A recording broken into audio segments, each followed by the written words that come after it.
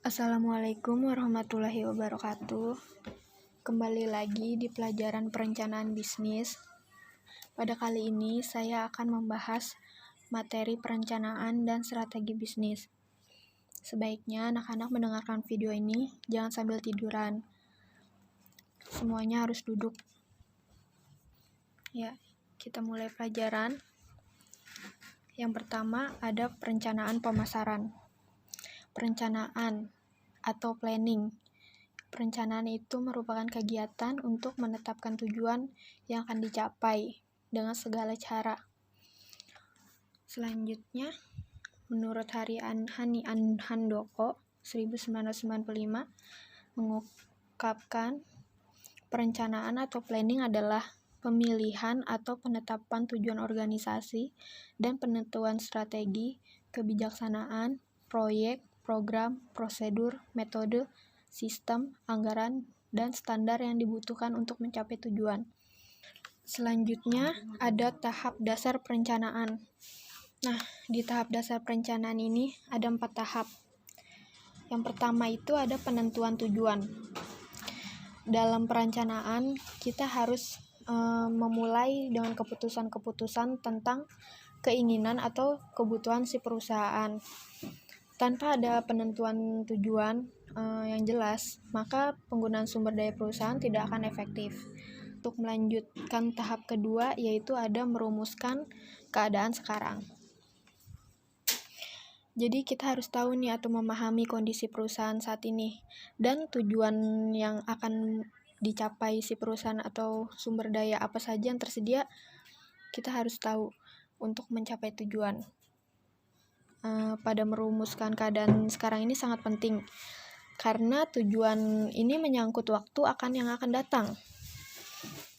Hanya setelah keadaan perusahaan saat ini dianalisa, maka rencana dapat dirumuskan untuk menggambarkan kegiatan lebih lanjut.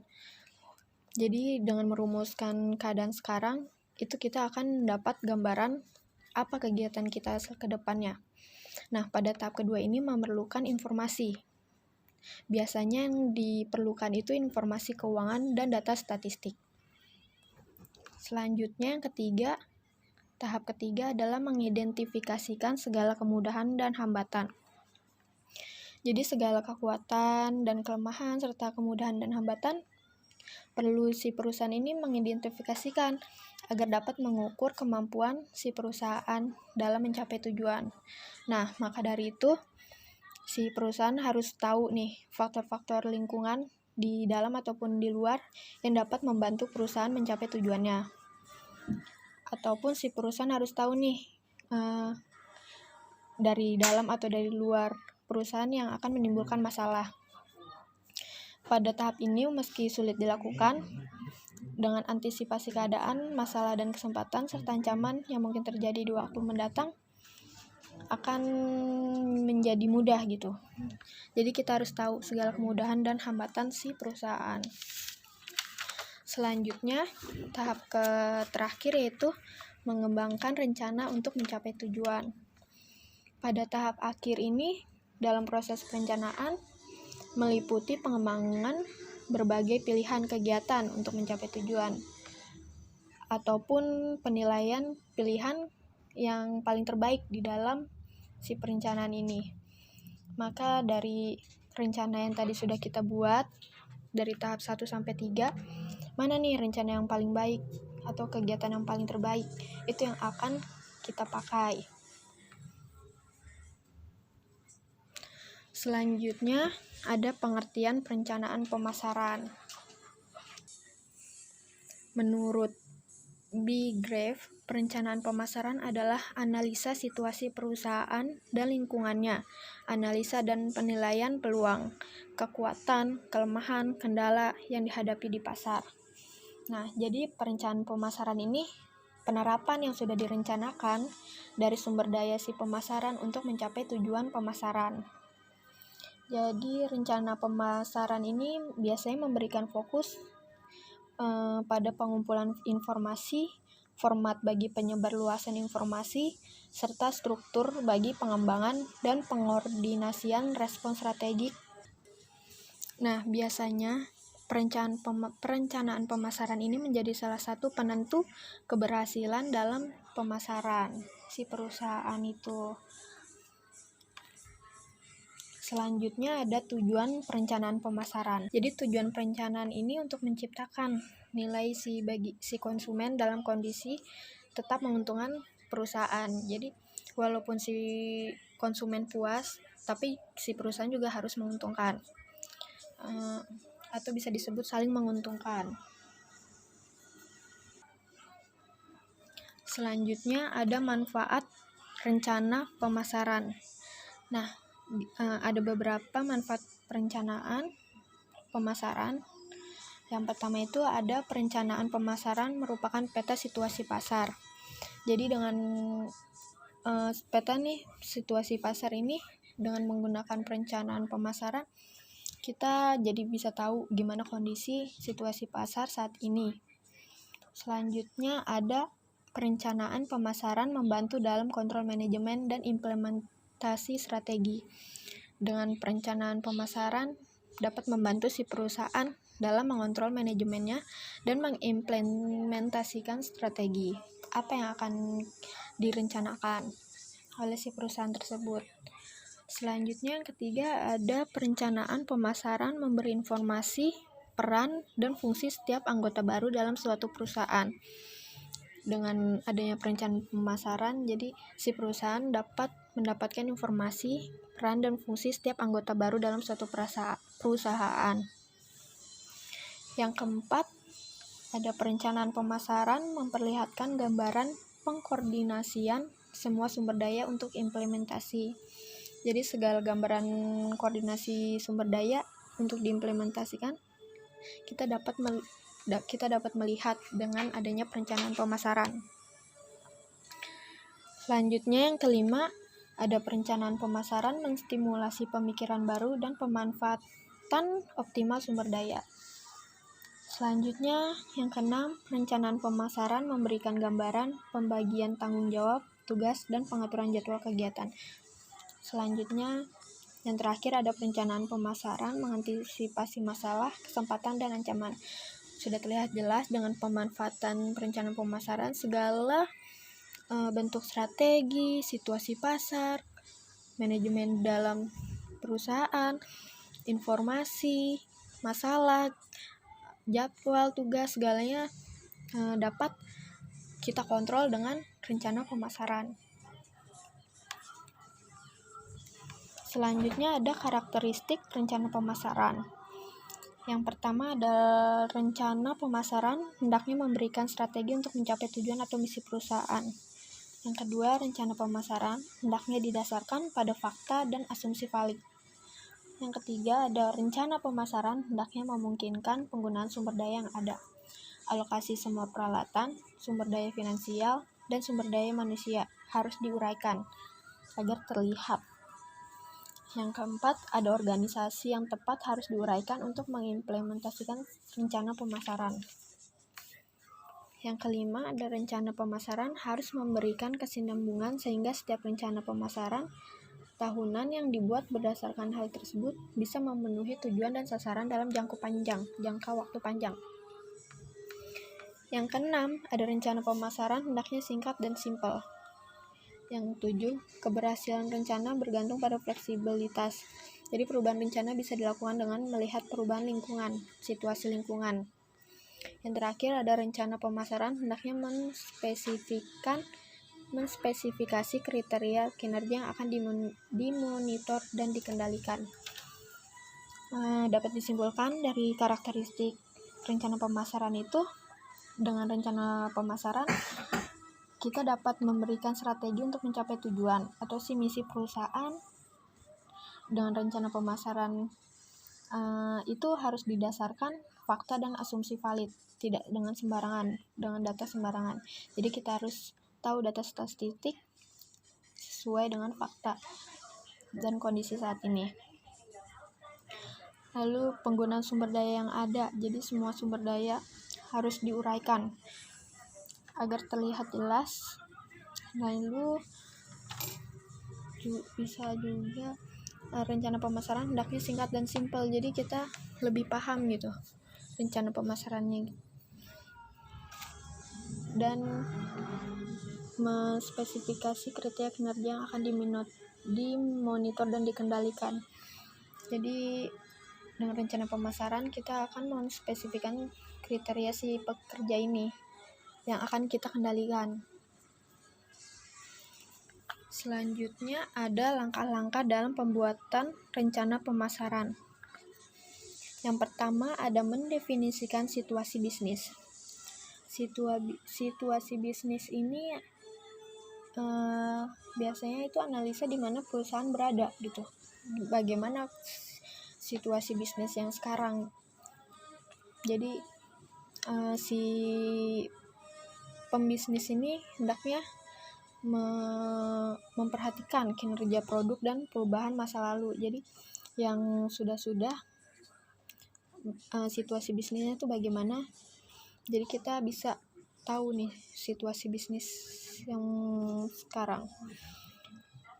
Jika perusahaan tersebut merupakan usaha baru, maka latar belakang si perusahaan ini biasanya lebih pribadi dan menguraikan bagaimana produk atau jasa yang akan dikembangkan, dan dia harus tahu mengapa ia dikembangkan. Jika rencana bisnis ini melibatkan produk yang ada, tahap rencana pemasaran ini hendaknya berisi informasi mengenai kondisi pasar sekarang, kinerja perusahaan maupun industri. Jadi peluang atau prospek masa depan hendaknya termasuk dalam bagian mendefinisikan situasi bisnis. Jadi segala peluang dan prospek ini juga salah satu dalam bagian mendefinisikan situasi bisnis.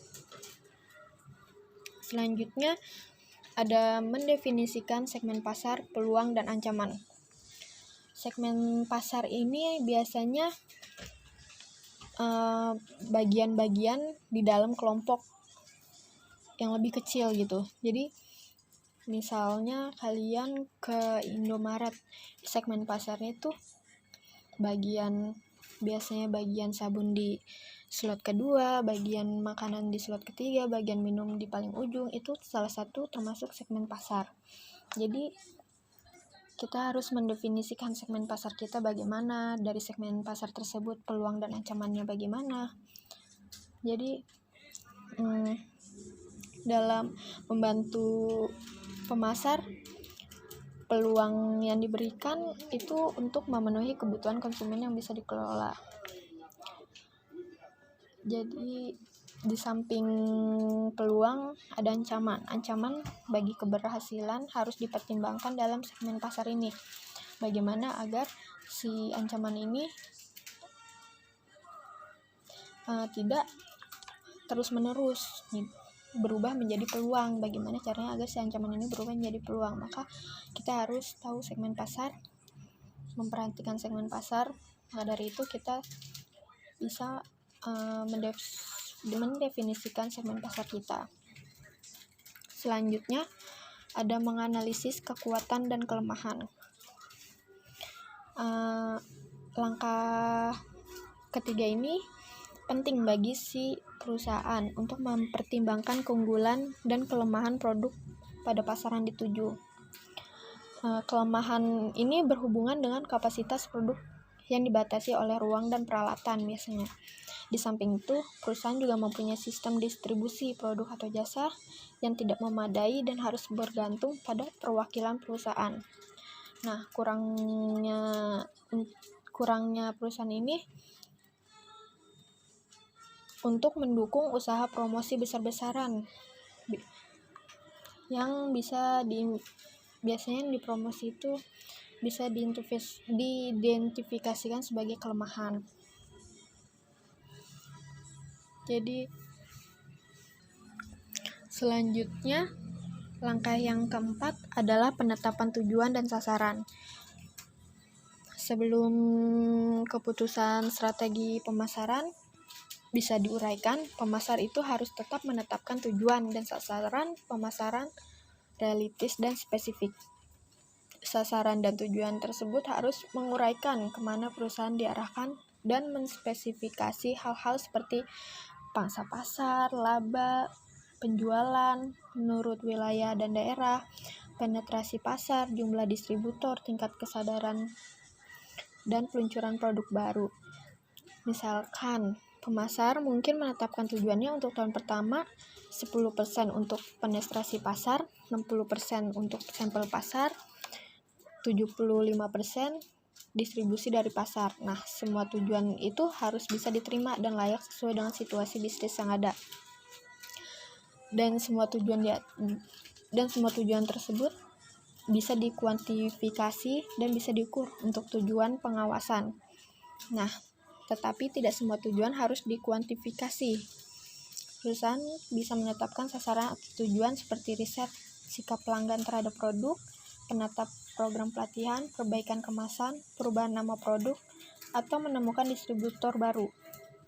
Nah, perlu pula pada penetapan tujuan sasaran ini dibatasi tujuan dan sasarannya, karena terlalu banyaknya tujuan yang harus dipenuhi akan mempersulit pengawasan dan monitor. Selanjutnya, langkah kelima adalah mengidefinisikan strategi pemasaran dan usaha yang dilakukan. Jadi, tujuan dan sasaran si pemasaran yang sudah ditetapkan, si pemasar ini harus mengembangkan strategi untuk tujuan tersebut. Lalu strategi tersebut merespon pertanyaan biasanya, bagaimana kita akan ke sana dari si tujuan dan sasaran pemasaran ini. Penting sekali bahwa strategi dan tindakan yang diambil bersifat spesifik dan terperinci.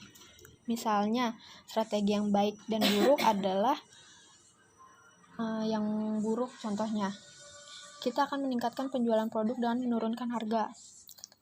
Sedangkan contoh strategi yang baik, kita akan meningkatkan penjualan produk hingga 6-8% dengan menurunkan harga 10%. Bisa juga menghadiri pameran perdagangan dan mengadakan pengiriman pos pada 5.000 pelanggan potensial. Strategi tersebut adalah salah satu contoh strategi yang buruk dan baik. Selanjutnya, pada tahap ke-6 adalah perancangan tanggung jawab implementasi. Nah, pada perencanaan tanggung jawab implementasi, biasanya rencana pemasaran yang sudah kita buat dari awal harus diimplementasikan dengan efektif untuk memenuhi semua tujuan yang diinginkan. Biasanya pemasar ini harus bertanggung jawab bagi implementasi setiap strategi dan tindakan yang diambil dalam rencana pemasaran. Langkah selanjutnya adalah penganggaran strategi pemasaran. Jadi, pada langkah tersebut, semua keputusan perencanaan yang efektif harus mempertimbangkan biaya-biaya dalam implementasi keputusan tersebut. Jika pemasar mengikuti prosedur perincian strategi dan program untuk memenuhi tujuan dan sasaran yang diinginkan, biayanya harus jelas. Jika asumsi diperlukan, asumsi tersebut juga harus dipertanyakan dengan jelas. Sehingga siapapun yang membuat rencana pemasaran memahami implikasi tersebut. Selanjutnya, langkah terakhir adalah memonitor kemajuan usaha pemasaran. Nah, pada langkah tersebut biasanya melibatkan penjajakan hasil-hasil tertentu dari pemasaran. Jadi, data penjualan menurut produk, daerah, perwakilan penjualan, dan tempat penjualan adalah hasil tertentu yang harus dimonitor. Apa yang harus dimonitor perusahaan bergantung pada tujuan dan sasaran tertentu yang diuraikan pada rencana pemasaran. Suatu tanda dari proses monitor akan memberikan peluang pada si perusahaan untuk mengarahkan kembali atau memodifikasi usaha pemasaran sekarang untuk memungkinkan si perusahaan mencapai tujuan dan sasaran awalnya. Yang selanjutnya adalah strategi pemasaran. Strategi pemasaran menurut W.Y. Stanton adalah sesuatu yang meliputi seluruh sistem yang berhubungan dengan tujuan untuk merencanakan dan menentukan harga sampai dengan mempromosikan dan mendistribusikan barang dan jasa yang bisa memuaskan kebutuhan pembeli aktual maupun potensial. Nah, strategi pemasaran adalah mengambil langkah yang efektif untuk masa yang akan datang. Jadi pada strategi pemasaran ini bertujuan untuk merencanakan dan menentukan harga sampai dengan mempromosikan si barang dan jasa tersebut yang bisa memuaskan kebutuhan si konsumen. Selanjutnya ada elemen dalam strategi pemasaran. Dalam elemen strategi pemasaran ini yang pertama adalah pemilih pasar. Dalam pemilih pasar ini kita memilih pasar yang akan dilayani. Biasanya keputusan ini didasarkan pada faktor-faktor persepsi terhadap fungsi produk dan pengelompokan teknologi yang dapat diproteksi dan didominasi. Jadi kita tahu nih fungsi produk kita apa, kelompok teknologi yang kita punya bagaimana agar dapat didominasikan.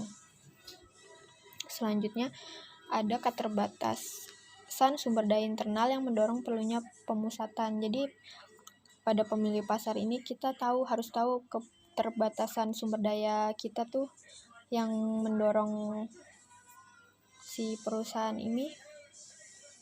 Kita harus tahu, jadi kita bisa memilih pasar yang sesuai dengan sumber daya kita.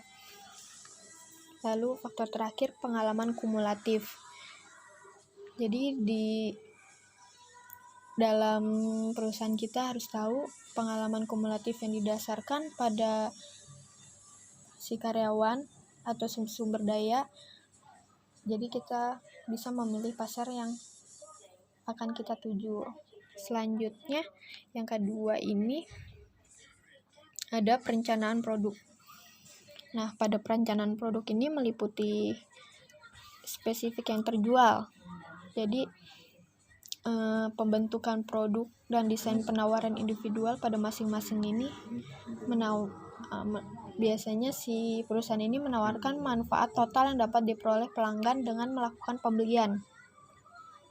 Nah, manfaat tersebut meliputi produk itu sendiri, nama produk, ketersediaan produk, jaminan atau garansi, jasa reparasi, dan bantuan teknis yang disediakan si penjual, serta hubungan personal yang mungkin berbentuk di antara pembeli dan penjual.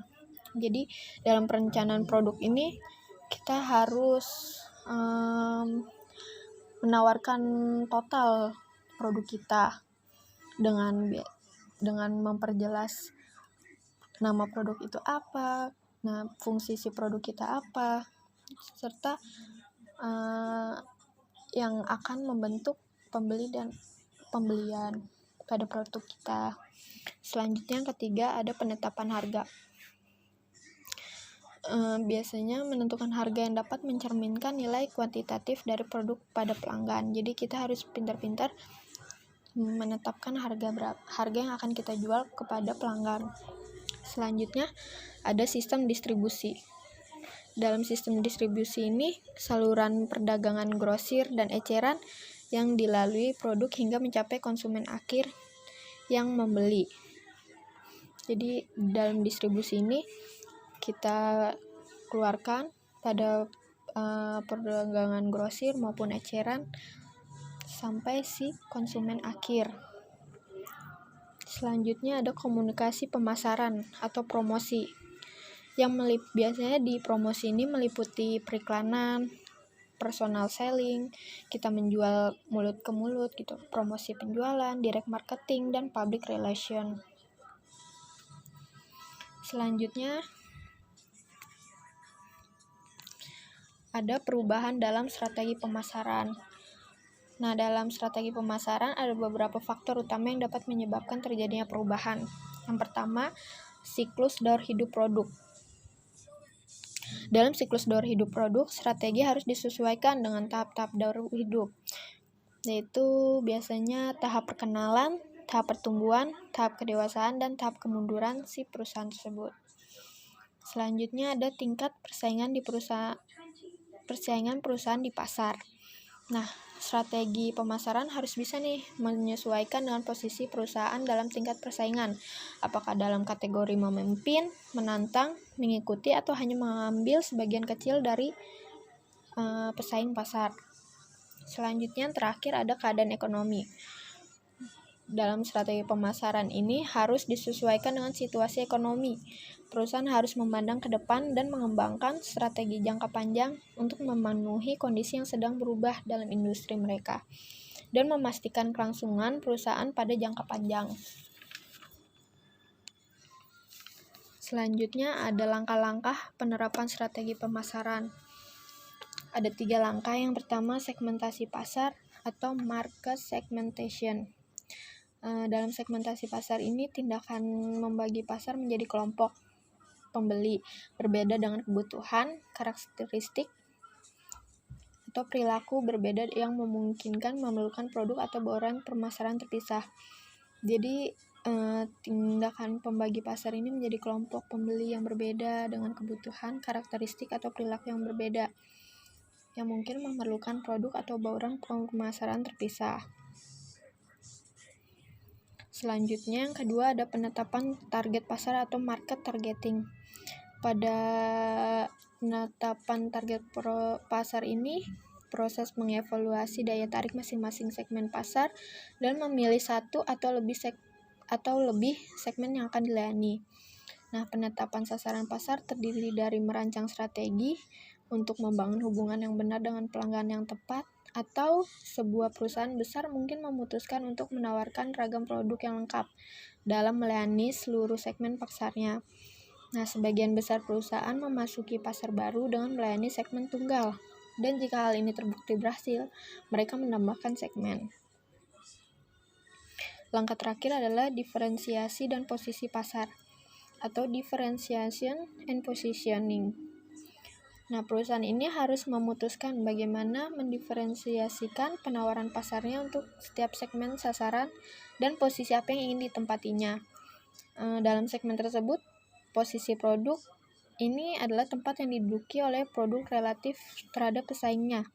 Dalam pikiran konsumen, pemasar ini mengembangkan posisi pasar unik bagi produk mereka.